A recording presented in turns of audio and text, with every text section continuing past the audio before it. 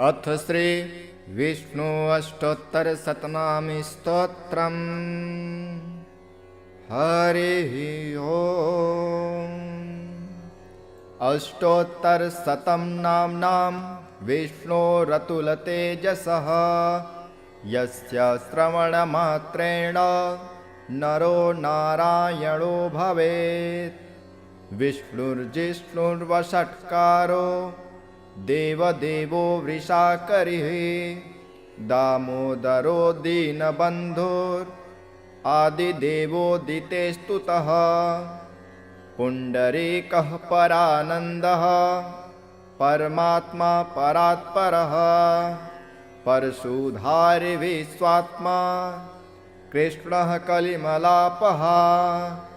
कौस्तुभोद्भासितो रस्को नरो नारायणो हरिः हरो हरप्रियः स्वामी वैकुण्ठो विश्वतो मुखः। ऋषिकेशो प्रमेयात्मा वाराहो धरणीधरः वामनो वेदवक्ता च वासुदेवः सनातनः। रामो विरामो विरजो रावणारी रमापतिः वैकुण्ठवासी वसुमान धनदो धरणीधरः। धर्मेशो धरणीनाथो ध्येयो धर्मभृतांवरः। सहस्रशीर्षां पुरुषः सहस्राक्षः सहस्रपात् सर्वगः सर्ववित् सर्वः शरण्यः साधुवल्लभः। कौसल्यानन्दनः श्रीमान् राक्षसः कुलनाशकः। जगत्कर्ता जगद्भर्ता जगज्जेता जनार्तिः जानकी वल्लभो देवो जयरूपो जलेश्वरः। क्षीराब्धिवासी क्षीराब्धि तनया वल्लभस्तथा शेषशाये पन्नगारी वाहनो विष्टरस्रवः। माधवो मथुरानाथो मुकुन्दो मोहनासनः। दैत्यारिः पुण्डरीकाक्षो ह्याच्युतो मधुसूदनः। सोमसूर्याग्निनयनो नृसिंहो भक्तवत्सलः। नित्यो निरामयशुद्धो वरदेवो जगत्प्रभुः। हयग्रीवो जितरिपुरो रूपेन्द्रो रुक्मिणीपतिः। सर्वदेवमयः श्रीशः सर्वाधारः सनातनः। सौम्यः सौम्यः प्रदः स्रष्टा विश्वक्सेनो जनार्दनः। यशोदातनयो योगी योगशास्त्रपरायणः। रुद्रात्मको रुद्रमूर्तिः राघवो मधुसूदनः। इति ते कथितं दिव्यं नाम्नामष्टोत्तरं शतम्। सर्वपापहरं पुण्यं दिव्योरतुलतेजसः। दुःखदारिद्र्यदौर्भाग्य नाशनं सुखवर्धनं। सर्वसम्पत्करं सौम्यं महापातकनाशनं। प्रातरुत्थाय विपेन्द्रः पठेदेकाग्रमानसः। तस्य नश्यन्ति विपदां राशयः सिद्धिमाप्नुयात्। अष्टोत्तरशतं नाम्नां विष्णोरतुलतेजसः यस्य श्रवणमात्रेण नरो नारायणो भवेत्। विष्णुर्जिष्णुर्वषट्कारो देवदेवो वृषाकरिः दामोदरो दीनबन्धुरादिदेवोदिते स्तुतः। पुण्डरीकः परानन्दः परमात्मा परात्परः परशुधारी विश्वात्मा कृष्णः कलिमलापः कौस्तुभोद्भासितो रस्को नरो नारायणो हरिः हरो हरप्रियः स्वामी वैकुण्ठो विश्वतो मुखः ऋषिकेशो प्रमेयात्मा वाराहो धरणीधरः वामनो वेदवक्ता च वासुदेवः सनातनः रामो विरामो विरजो रावणारे रमापतिः वैकुण्ठवासी वसुमाना धनदो धरणीधरः धर्मेशो धरणीनाथो ध्येयो धर्मभृतांवरः सहस्रशीर्षां पुरुषः सहस्राक्षः सहस्रपात् सर्वगः सर्ववित् सर्वः शरण्यः साधुवल्लभः कौसल्यानन्दनः श्रीमान् राक्षसः कुलनाशकः जगत्कर्ता जगद्भर्ता जगज्जेता जनार्तिः जानकी वल्लभो देवो जयरूपो जलेश्वरः क्षीराब्धिवासी क्षीराब्धि तनया वल्लभस्तथा शेषशाये पन्नगारे वाहनो विष्टरस्रवः माधवो मथुरानाथो मुकुन्दो मोहनासनः दैत्यारिः पुण्डरीकाक्षो ह्याच्युतो मधुसूदनः सोमसूर्याग्निनयनो नृसिंहो भक्तवत्सलः नित्यो निरामयशुद्धो वरदेवो जगत्प्रभुः हयग्रीवो जितरिपुरो रूपेन्द्रो रुक्मिणीपतिः सर्वदेवमयः श्रीशः सर्वाधारः सनातनः सौम्यः सौम्यः प्रदः स्रष्टा विश्वक्सेनो जनार्दनः यशोदातनयो योगी योगशास्त्रपरायणः रुद्रात्मको रुद्रमूर्तिः राघवो मधुसूदनः इति ते कथितं दिव्यं नाम्नामष्टोत्तरं शतं सर्वपापहरं पुण्यं दिव्यो रतुलतेजसः दुःखदारिद्र्यदौर्भाग्य नाशनं सुखवर्धनं सर्वसम्पत्करं सौम्यं महापातकनाशनं प्रातरुत्थाय विपेन्द्रः पठेदेकाग्रमानसः तस्य नश्यन्ति विपदां राशयः सिद्धिमाप्नुयात् अष्टोत्तरशतं नाम्नां विष्णोरतुलतेजसः यस्य श्रवणमात्रेण नरो नारायणो भवेत् विष्णुर्जिष्णुर्वषट्कारो देवदेवो वृषाकरिः दामोदरो दीनबन्धुरादिदेवोदितेस्तुतः पुण्डरीकः परानन्दः परमात्मा परात्परः परशुधारि विश्वात्मा कृष्णः कलिमलापः कौस्तुभोद्भासितो रस्को नरो नारायणो हरिः हरो हरप्रियः स्वामी वैकुण्ठो विश्वतो मुखः ऋषिकेशो प्रमेयात्मा वाराहो धरणीधरः वामनो वेदवक्ता च वासुदेवः सनातनः रामो विरामो विरजो रावणारे रमापतिः वैकुण्ठवासी वसुमाना धनदो धरणीधरः धर्मेशो धरणीनाथो ध्येयो धर्मभृतांवरः सहस्रशीर्षां पुरुषः सहस्राक्षः सहस्रपात् सर्वगः सर्ववित् सर्वः शरण्यः साधुवल्लभः कौसल्यानन्दनः श्रीमान् राक्षसः कुलनाशकः जगत्कर्ता जगद्भर्ता जगज्जेता जनार्तिः जानकी वल्लभो देवो जयरूपो जलेश्वरः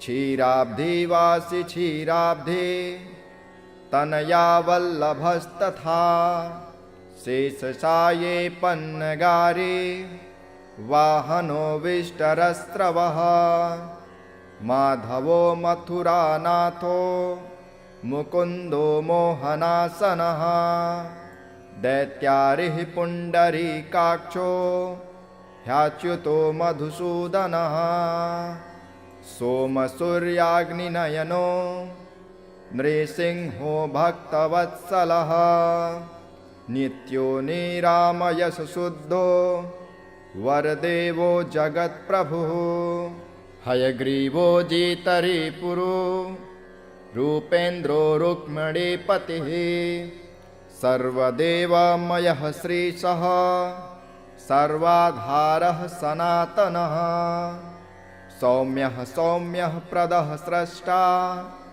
विश्वक्सेनो जनार्दनः यशोदातनयो योगी योगशास्त्रपरायणः रुद्रात्मको रुद्रमूर्तिः राघवो मधुसूदनः इति ते कथितं दिव्यं नाम्नामष्टोत्तरं शतं सर्वपापहरं पुण्यं दिव्यो रतुलतेजसः दुःखदारिद्र्यदौर्भाग्य नाशनं सुखवर्धनं सर्वसम्पत्करं सौम्यं महापातकनाशनं प्रातरुत्थाय विपेन्द्रः पठेदेकाग्रमानसः तस्य नश्यन्ति विपदां राशयः सिद्धिमाप्नुयात् अष्टोत्तरशतं नाम्नां विष्णोरतुलतेजसः यस्य श्रवणमात्रेण नरो नारायणो भवेत् विष्णुर्जिष्णुर्वषट्कारो देवदेवो वृषाकरिः दामोदरो दीनबन्धुरादिदेवोदिते स्तुतः पुण्डरीकः परानन्दः परमात्मा परात्परः परशुधारि विश्वात्मा कृष्णः कलिमलापः कौस्तुभोद्भासितो रस्को नरो नारायणो हरिः हरो हरप्रियः स्वामी वैकुण्ठो विश्वतो मुखः ऋषिकेशो प्रमेयात्मा वाराहो धरणीधरः वामनो वेदवक्ता च वासुदेवः सनातनः रामो विरामो विरजो रावणारि रमापतिः वैकुण्ठवासी वसुमाना धनदो धरणीधरः धर्मेशो धरणीनाथो ध्येयो धर्मभृतांवरः सहस्रशीर्षां पुरुषः सहस्राक्षः सहस्रपात् सर्वगः सर्ववित् सर्वः शरण्यः साधुवल्लभः कौसल्यानन्दनः श्रीमान् राक्षसः कुलनाशकः जगत्कर्ता जगद्भर्ता जगज्जेता जनार्तिः जानकी वल्लभो देवो जयरूपो जलेश्वरः क्षीराब्धिवासी क्षीराब्धि तनया वल्लभस्तथा शेषशाये पन्नगारे वाहनो विष्टरस्रवः माधवो मथुरानाथो मुकुन्दो मोहनासनः दैत्यारिः पुण्डरीकाक्षो ह्याच्युतो मधुसूदनः सोमसूर्याग्निनयनो नृसिंहो भक्तवत्सलः नित्यो निरामयशुद्धो वरदेवो जगत्प्रभुः हयग्रीवो जितरिपुरो रूपेन्द्रो रुक्मिणीपतिः सर्वदेवमयः श्रीशः सर्वाधारः सनातनः सौम्यः प्रदः स्रष्टा विश्वक्सेनो जनार्दनः यशोदातनयो योगी योगशास्त्रपरायणः रुद्रात्मको रुद्रमूर्तिः राघवो मधुसूदनः इति ते कथितं दिव्यं नाम्नामष्टोत्तरं शतं सर्वपापहरं पुण्यं दिव्योरतुलतेजसः दुःखदारिद्र्यदौर्भाग्य नाशनं सुखवर्धनं सर्वसम्पत्करं सौम्यं महापातकनाशनं प्रातरुत्थाय विपेन्द्रः पठेदेकाग्रमानसः तस्य नश्यन्ति विपदां राशयः सिद्धिमाप्नुयात् अष्टोत्तरशतं नाम्नां विष्णोरतुलतेजसः यस्य श्रवणमात्रेण नरो नारायणो भवेत् विष्णुर्जिष्णुर्वषट्कारो देवदेवो वृषाकरिः दामोदरो दीनबन्धुरादिदेवोदिते स्तुतः पुण्डरीकः परानन्दः परमात्मा परात्परः परशुधारि विश्वात्मा कृष्णः कलिमलापः कौस्तुभोद्भासितो रस्को नरो नारायणो हरिः हरो हरप्रियः स्वामी वैकुण्ठो विश्वतोमुखः ऋषिकेशो प्रमेयात्मा वाराहो धरणीधरः वामनो वेदवक्ता च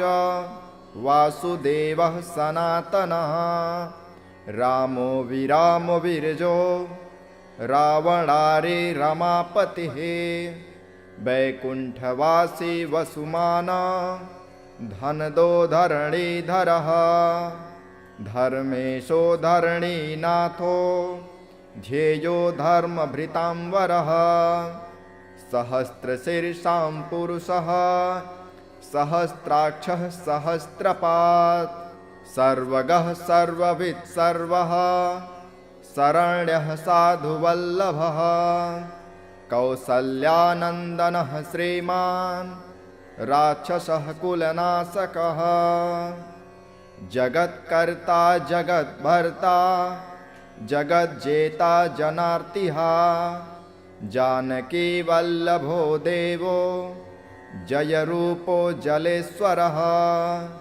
क्षीराब्धिवासी क्षीराब्धि तनया वल्लभस्तथा शेषशाये पन्नगारे वाहनो विष्टरस्रवः माधवो मथुरानाथो मुकुन्दो मोहनासनः दैत्यारिः पुण्डरीकाक्षो ह्याच्युतो मधुसूदनः सोमसूर्याग्निनयनो नृसिंहो भक्तवत्सलः नित्यो निरामयशुद्धो वरदेवो जगत्प्रभुः हयग्रीवो जितरिपुरो रूपेन्द्रो रुक्मिणीपतिः सर्वदेवमयः श्रीशः सर्वाधारः सनातनः सौम्यः सौम्यः प्रदः स्रष्टा विश्वक्सेनो जनार्दनः यशोदातनयो योगी योगशास्त्रपरायणः रुद्रात्मको रुद्रमूर्तिः राघवो मधुसूदनः इति ते कथितं दिव्यं नाम्नामष्टोत्तरं शतं सर्वपापहरं पुण्यं दिव्योरतुलतेजसः दुःखदारिद्र्यदौर्भाग्य नाशनं सुखवर्धनं सर्वसम्पत्करं सौम्यं महापातकनाशनं प्रातरुत्थाय विपेन्द्रः पठेदेकाग्रमानसः तस्य नश्यन्ति विपदां राशयः सिद्धिमाप्नुयात्। अष्टोत्तरशतं नाम्नां विष्णोरतुलतेजसः यस्य श्रवणमात्रेण नरो नारायणो भवेत्। विष्णुर्जिष्णुर्वषट्कारो देवदेवो वृषाकरिः दामोदरो दीनबन्धुरादिदेवोदिते स्तुतः पुण्डरीकः परानन्दः परमात्मा परात्परः परशुधारी विश्वात्मा कृष्णः कलिमलापः कौस्तुभोद्भासितो रस्को नरो नारायणो हरिः हरो हरप्रियः स्वामी वैकुण्ठो विश्वतो मुखः ऋषिकेशो प्रमेयात्मा वाराहो धरणीधरः वामनो वेदवक्ता च वासुदेवः सनातनः रामो विरामो विरजो रावणारी रमापतिः वैकुण्ठवासी वसुमाना धनदो धरणीधरः धर्मेशो धरणीनाथो ध्येयो धर्मभृतांवरः सहस्रशीर्षां पुरुषः सहस्राक्षः सहस्रपात् सर्वगः सर्ववित् सर्वः शरण्यः साधुवल्लभः कौसल्यानन्दनः श्रीमान् राक्षसः कुलनाशकः जगत्कर्ता जगद्भर्ता जगज्जेता जनार्तिः जानकी वल्लभो देवो जयरूपो जलेश्वरः क्षीराब्धिवासी क्षीराब्धि तनया वल्लभस्तथा शेषशाये पन्नगारी वाहनो विष्टरस्रवः माधवो मथुरानाथो मुकुन्दो मोहनासनः दैत्यारिः पुण्डरीकाक्षो ह्याच्युतो मधुसूदनः सोमसूर्याग्निनयनो नृसिंहो भक्तवत्सलः नित्यो निरामयशुद्धो वरदेवो जगत्प्रभुः हयग्रीवो जितरिपुरो रूपेन्द्रो रुक्मिणीपतिः सर्वदेवमयः श्रीशः सर्वाधारः सनातनः सौम्यः सौम्यः प्रदः स्रष्टा विश्वक्सेनो जनार्दनः यशोदातनयो योगी योगशास्त्रपरायणः रुद्रात्मको रुद्रमूर्तिः राघवो मधुसूदनः इति ते कथितं दिव्यं नाम्नामष्टोत्तरं शतं सर्वपापहरं पुण्यं दिव्योरतुलतेजसः दुःखदारिद्र्यदौर्भाग्य नाशनं सुखवर्धनं सर्वसम्पत्करं सौम्यं महापातकनाशनं प्रातरुत्थाय विपेन्द्रः पठेदेकाग्रमानसः तस्य नश्यन्ति विपदां राशयः सिद्धिमाप्नुयात्। अष्टोत्तरशतं नाम्नां विष्णोरतुलतेजसः यस्य श्रवणमात्रेण नरो नारायणो भवेत्। विष्णुर्जिष्णुर्वषट्कारो देवदेवो वृषाकरिः दामोदरो दीनबन्धुरादिदेवोदिते स्तुतः। पुण्डरीकः परानन्दः परमात्मा परात्परः परशुधारी विश्वात्मा कृष्णः कलिमलापः। कौस्तुभोद्भासितो रस्को नरो नारायणो हरिः हरो हरप्रियः स्वामी वैकुण्ठो विश्वतो मुखः। ऋषिकेशो प्रमेयात्मा वाराहो धरणीधरः वामनो वेदवक्ता च वासुदेवः सनातनः। रामो विरामो विरजो रावणारी रमापतिः वैकुण्ठवासी वसुमाना धनदो धरणीधरः। धर्मेशो धरणीनाथो ध्येयो धर्मभृतांवरः।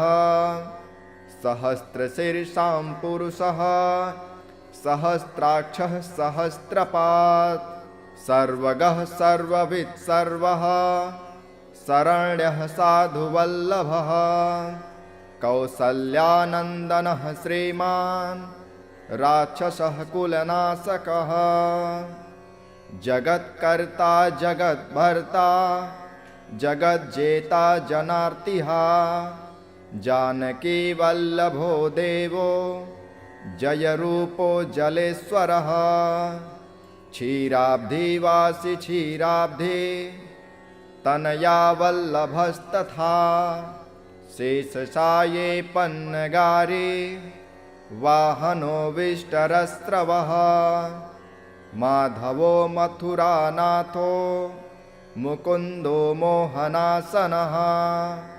दैत्यारिः पुण्डरीकाक्षो ह्याच्युतो मधुसूदनः। सोमसूर्याग्निनयनो नृसिंहो भक्तवत्सलः। नित्यो निरामयशुद्धो वरदेवो जगत्प्रभुः। हयग्रीवो जितरिपुरो रूपेन्द्रो रुक्मिणीपतिः। सर्वदेवमयः श्रीशः सर्वाधारः सनातनः। सौम्यः सौम्यः प्रदः स्रष्टा विश्वक्सेनो जनार्दनः। यशोदातनयो योगी योगशास्त्रपरायणः। रुद्रात्मको रुद्रमूर्तिः राघवो मधुसूदनः। इति ते कथितं दिव्यं नाम्नामष्टोत्तरं शतं। सर्वपापहरं पुण्यं दिव्योरतुलतेजसः।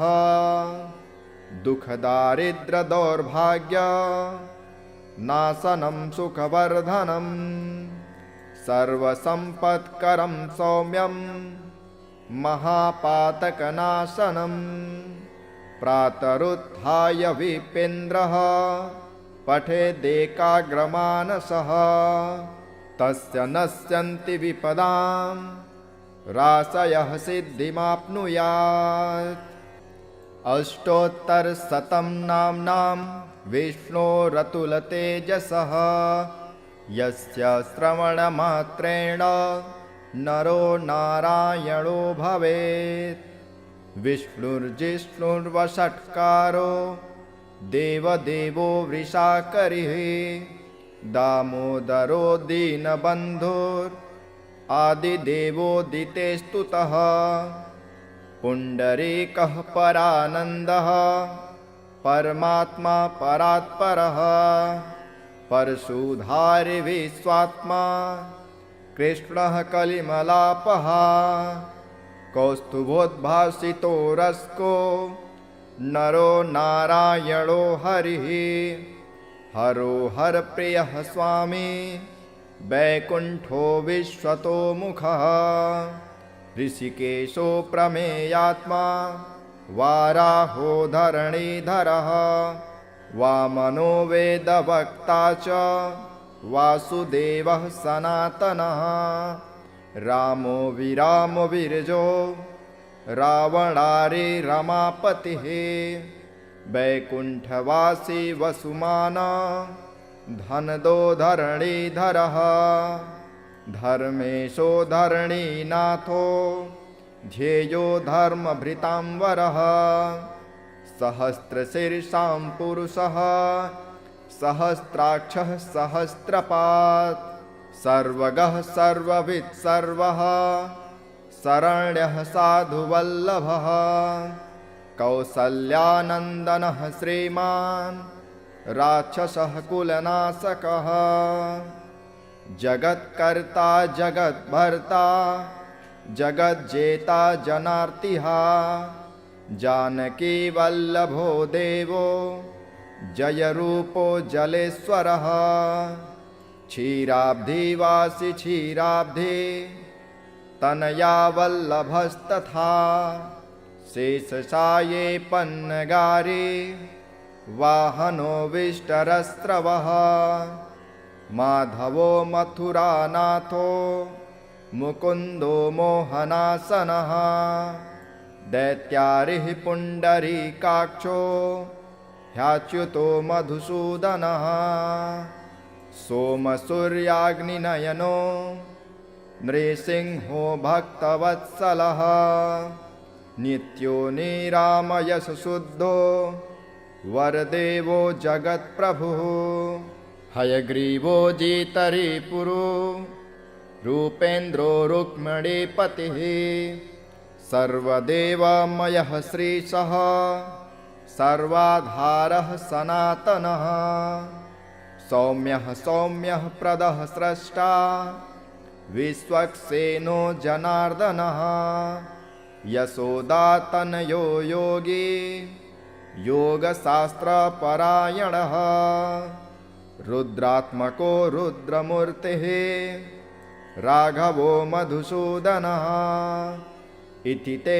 कथितं दिव्यं नाम्नामष्टोत्तरं शतं सर्वपापहरं पुण्यं दिव्यो रतुलतेजसः दुःखदारिद्र्यदौर्भाग्य नाशनं सुखवर्धनं सर्वसम्पत्करं सौम्यं महापातकनाशनं प्रातरुत्थाय विपेन्द्रः पठेदेकाग्रमानसः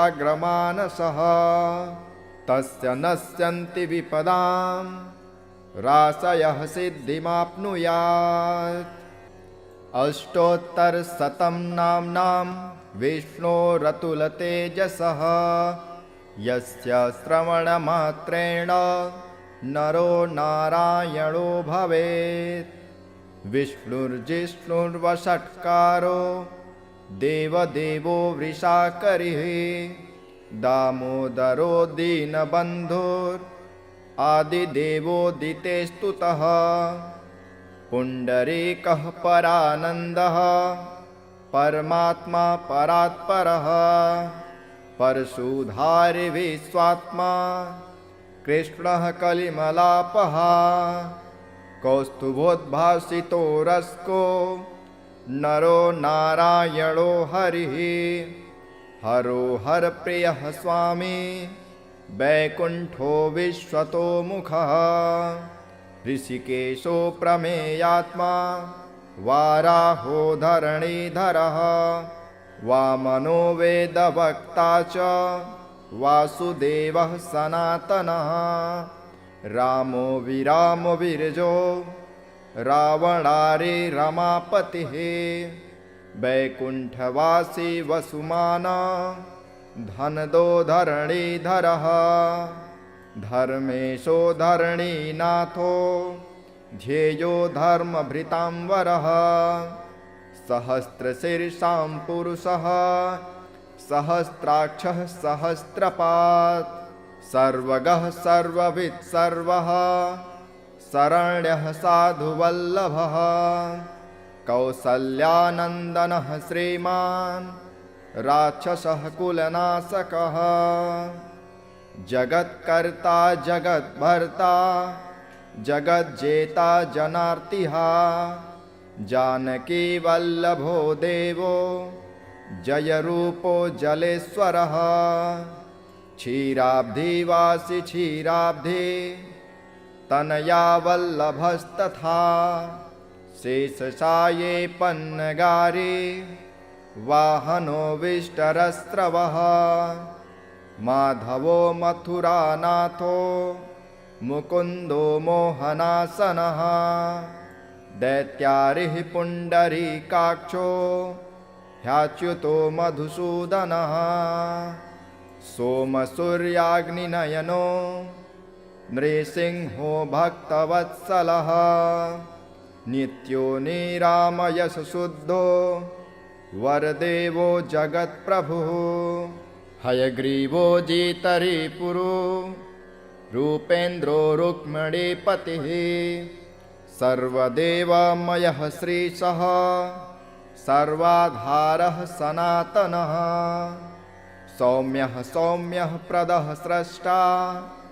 विश्वक्सेनो जनार्दनः यशोदातनयो योगी योगशास्त्रपरायणः रुद्रात्मको रुद्रमूर्तिः राघवो मधुसूदनः इति ते कथितं दिव्यं नाम्नामष्टोत्तरं शतं सर्वपापहरं पुण्यं दिव्यो रतुलतेजसः दुःखदारिद्र्यदौर्भाग्य नाशनं सुखवर्धनं सर्वसम्पत्करं सौम्यं महापातकनाशनं प्रातरुत्थाय विपेन्द्रः पठेदेकाग्रमानसः तस्य नश्यन्ति विपदां राशयः सिद्धिमाप्नुयात्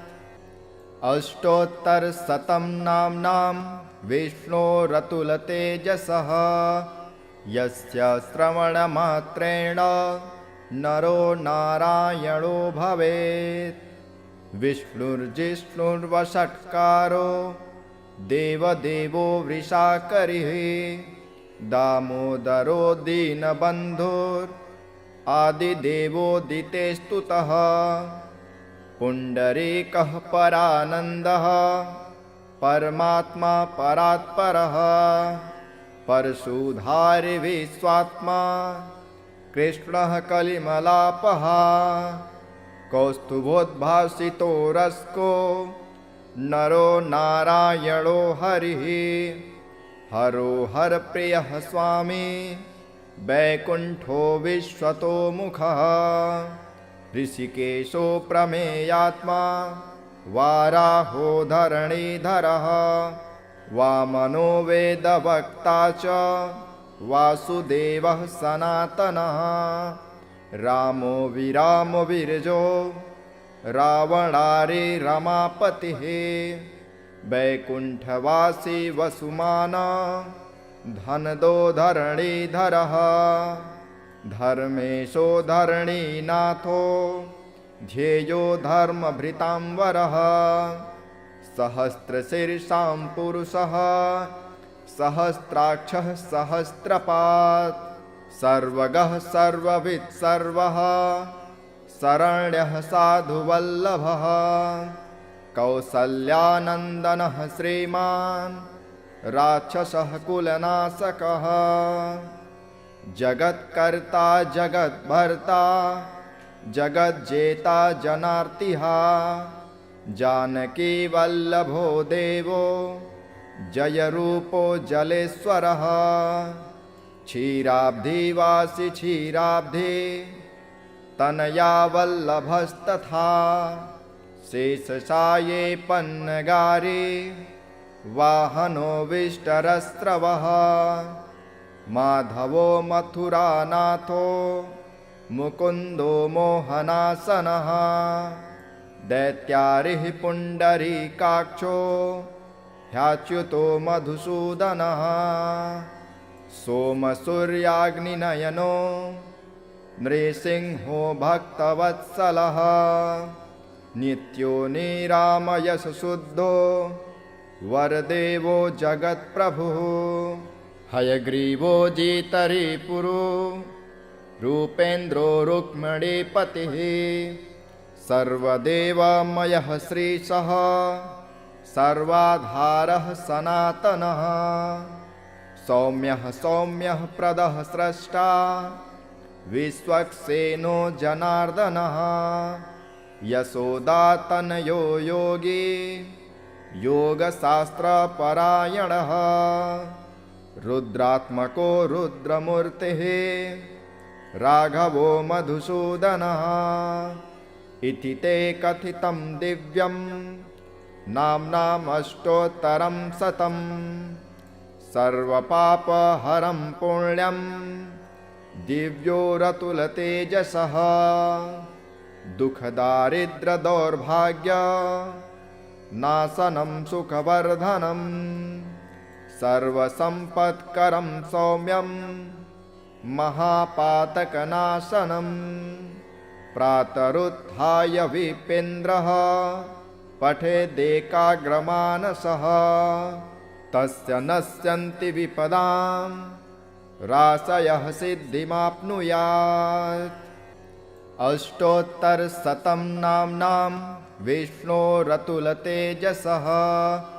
यस्य श्रवणमात्रेण नरो नारायणो भवेत् विष्णुर्जिष्णुर्वषट्कारो देवदेवो वृषाकरिः दामोदरो दीनबन्धुरादिदेवोदितेस्तुतः पुण्डरीकः परानन्दः परमात्मा परात्परः परशुधारि विश्वात्मा कृष्णः कलिमलापः कौस्तुभोद्भासितो रस्को नरो नारायणो हरिः हरो हरप्रियः स्वामी वैकुण्ठो विश्वतोमुखः ऋषिकेशो प्रमेयात्मा वाराहो धरणीधरः वामनो वेदवक्ता च